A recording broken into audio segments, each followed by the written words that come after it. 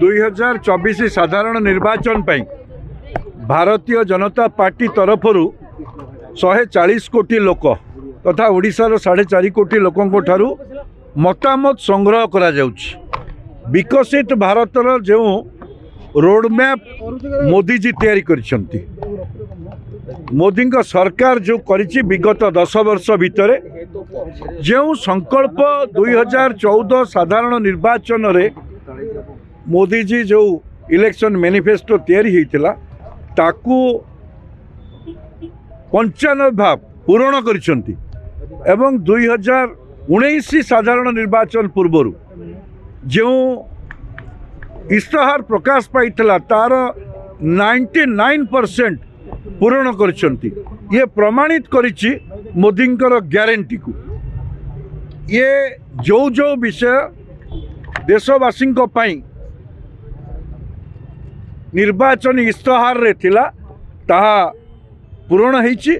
मोदी जहा कहिचंती तांको सरकार जहा कहिछि ताकू संपूर्ण रूपे पूरण करचंती। ये देश रे एक नुआ राजनैतिक संस्कृतिर अयम्बारंभ होइछि।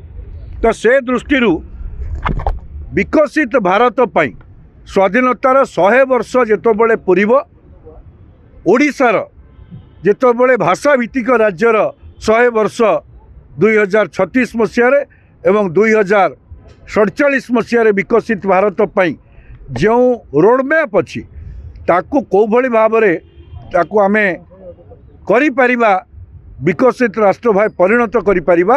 सेथिपाई 4.5 कोटी ओडिशार लोक 147 निर्वाचन मंडली एवं 21 लोकसभा 314 ब्लॉक हेडक्वार्टर एवं 317 तहसील हेडक्वार्टर एवं पंचायत मध्य को जाई ये मतामत संग्रह करेंगे। तो एथिरे जो मतामत मिलिबो ताकू संकलित करी आमर संकल्प पत्र जहाकू निर्वाचन इस्ताहार न कही ताकू संकल्प पत्र कहा जाउछि। भारतीय जनता पार्टी एवं तार यशस्वी नेता विश्वर सर्वाधिक जनप्रिय नेता मोदींकर संकल्प पत्र रे स्थानित हब। मु आशा करुच्ची निश्चित रूपे ओडिशावासी तांकर सबु वर्गर ये आकू प्रस्ताव संग्रह करेंगे फॉर्म माध्यम रे एवं नमो आप माध्यम रे एवं मिस कॉल माध्यम रे। ये समस्त प्रकार सुविधा दिया जाइछि। यह 15 दिन पर्यंत समग्र ओडिशा चलिबो।